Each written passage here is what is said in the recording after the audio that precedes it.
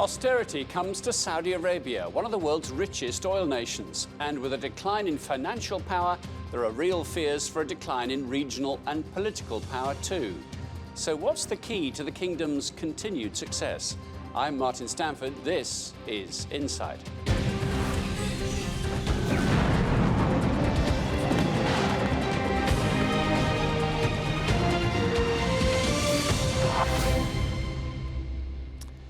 Welcome to Insight. Saudi Arabia, officially known as the Kingdom of Saudi Arabia, has the second largest oil reserves in the world. The country's oil and gas sector accounts for about 50% of gross domestic product and about 85% of export earnings.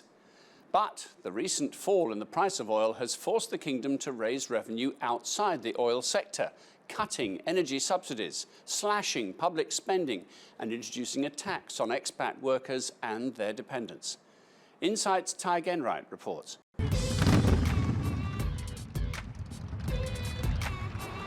Cars with a bit of bling are a big part of the Saudi stereotype. Driving a gas guzzler is a little concern when you're dripping in oil money. But that stereotype has run out of road. This Riyadh Motor Show was the first after a 3-year absence, a sign of straightened times. The economic situation is difficult this time, and as we know, it's decreasing. Saudi Arabian fortunes have been decreasing in line with the price of oil.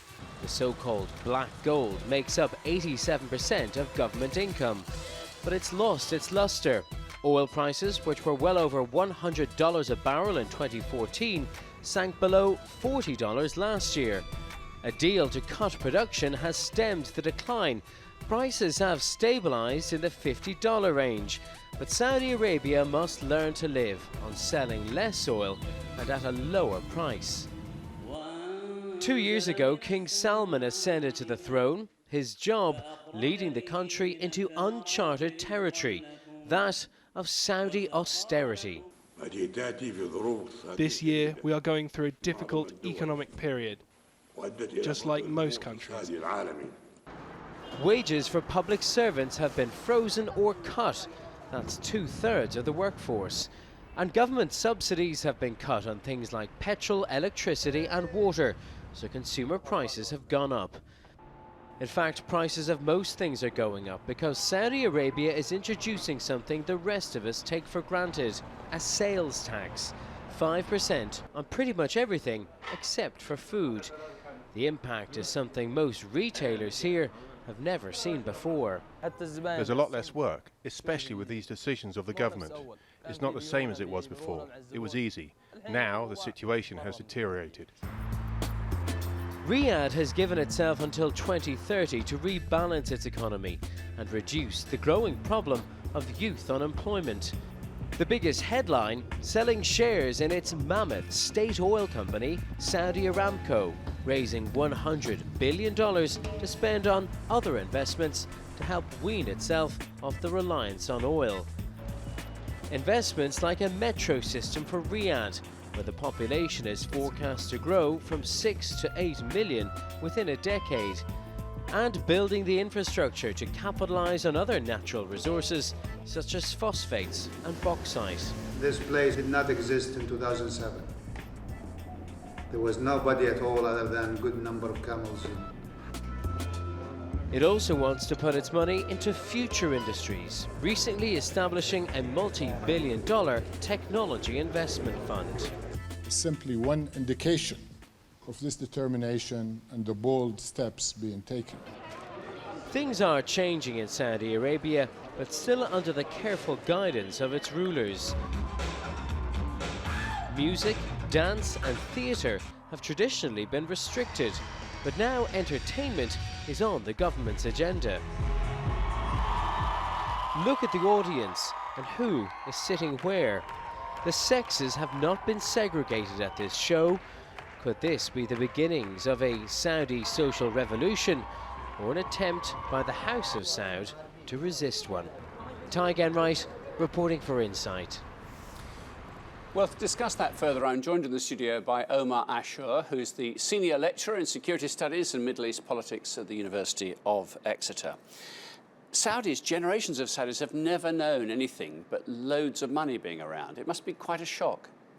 It is quite a shock, and it will have its own economic, social and political implications, that's for sure. Saudi Arabia, since its establishment, had about 4 pillars. You know, the tribalism, the Wahhabism, religious establishment, the military and security, and number 4, what we call rentierism, which is the whole idea that the contract here is the opposite of the American Revolution slogan: no taxation and no representation. So the people won't be taxed in return for their political loyalties to the establishment, to the political establishment. And what's happening now is when you start to tax them, and when you start to cut the subsidies, which are looked at as not as privileges but as rights, because of what you said, the decades of sponsorship from the state. So when you look at these changes, then the rethinking of this formula of no taxation and no representation, and this formula of just mere loyalty to the king without any questioning, all of that is changing, and you will have more and more questions being raised. Let's look under the hood a little bit. It's tempting to think of Saudi Arabia as just full of fabulously wealthy people. It must have a range of, if you like, classes or income groups, right? There is a middle class, and there are people who do less well-paid jobs, and they are at risk of having some of their government subsidies taken away.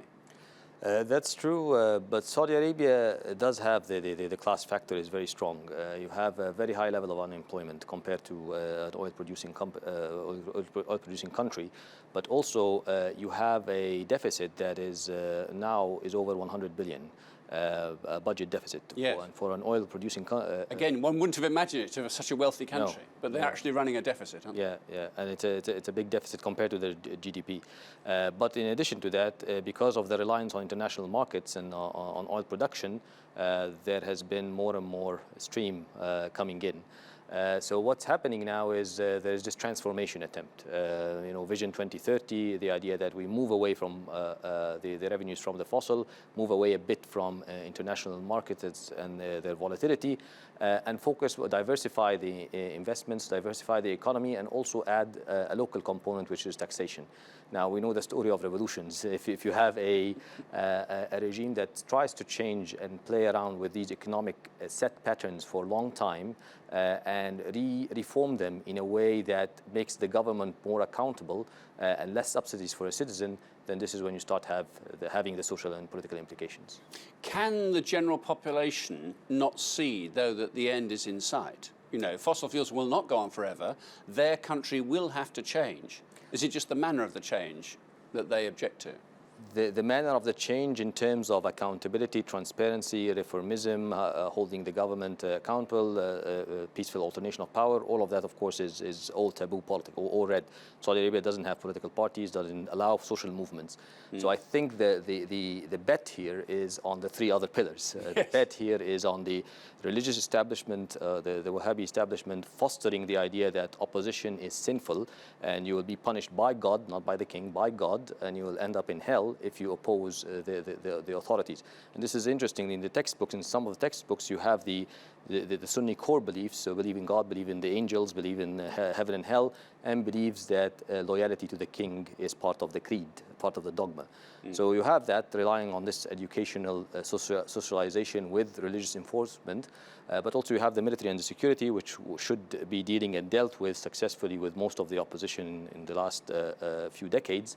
But also the idea that without the tribe, without this large tribal coalition, the country will dismantle. So the fear factor, if you wish. So I think they are relying on this and on controlled gradualist reforms and being able to absorb the reactions. But Saudi Arabia is a country where communications are reasonably it's reasonably well connected with the world. Population will be growing up wearing, well, this is where we do it here, or this is where it has been done here. Other countries have different systems. They do have more accountability. They do have a different form of democracy, and so on and so forth. So will that feeling of, well, why do we have to do it this way? Or will more challenges not come to this status quo, do you think, over time? Definitely, it's as you said, the demographics are changing, the interconnectedness is changing, but if you looked around, the models that were set are not very attractive. So if you looked around, you have a situation in Syria, you have a situation in Egypt, so a situation in Yemen, and so on. So what the status quo is telling them, okay, maybe we're not perfect, but what alternatives do you have? You don't have a successful democratic... It's better than what they're doing over there. That's what they're saying, isn't it? Yeah, more or less. Exactly that. Okay. And in terms of... give us some examples of how things have changed then. I mean, it used to be that petrol or gas to put in your car was dirt cheap. It's actually got a proper price to it now, with a government tax on top? With a government tax on top, and I think it will increase, because if you looked at, again, the Vision 2030, which seems to be the strategy of moving away from this type of economy, you will see that there are more and more taxation, VATs, additional charges, administrative charges, issues and subsidies that were taken as rights by the citizens for a very long time. These rights are being taken, these privileges are being taken.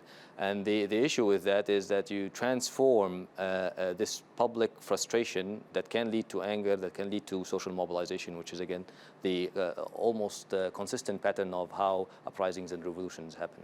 Yeah, okay. It was sort of largely missed out in the Arab Spring in that sense, wasn't it? But maybe Saudi's own spring is just around the corner. You know, after the Arab uprising started in many of the countries, Saudi Arabia doubled the pensions, started spending so much money on subsidies, increased salaries and so on, all to come back to the old formula of absorbing that public anger. The status quo works. The status quo works, but this is what led to the deficit that we're seeing today, 100 billion, more than 100 billion at the moment. We'll continue our conversation in a moment. You're watching Insight. Next, marred by dwindling oil revenue and regional conflicts, we'll look at the shaky future for Saudi Arabia.